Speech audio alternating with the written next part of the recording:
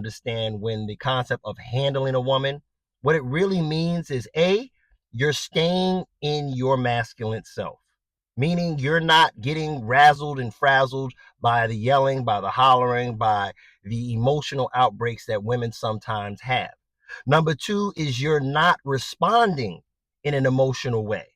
That doesn't mean you can't have feelings. I remember a comedian said men are only associated with having two feelings. Either they're fine or they're angry. No, we have every other feeling that a woman has. The difference is that a man in his affirmative should be able to put those feelings to the side in order to accomplish a task or goal. When your woman gets to hollering and screaming and you start hollering and screaming back with her, you lost. That is not masculine behavior. You need to be able to be the thermostat, not the thermometer. If you ever heard that analogy, the thermometer tells the temperature.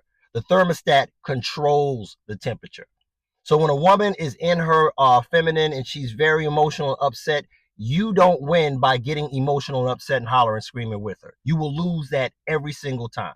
So like I said, the second part to handling something when dealing with women is not to become so emotional that you two are out of control. And last but not least, I would say handling a woman is being able to say no.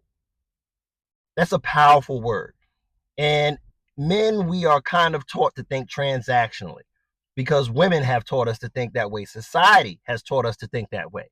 If I do A, B, and C for her, then she'll do X, Y, and Z for me. And that is not necessarily the way things work.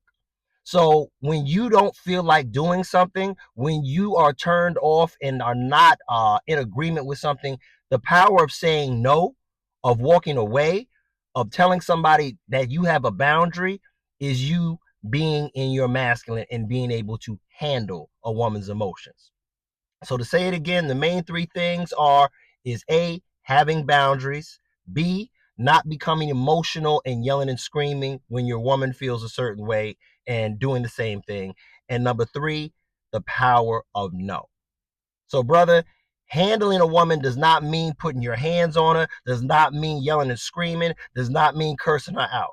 That means staying in the position of a man and saying, I have boundaries.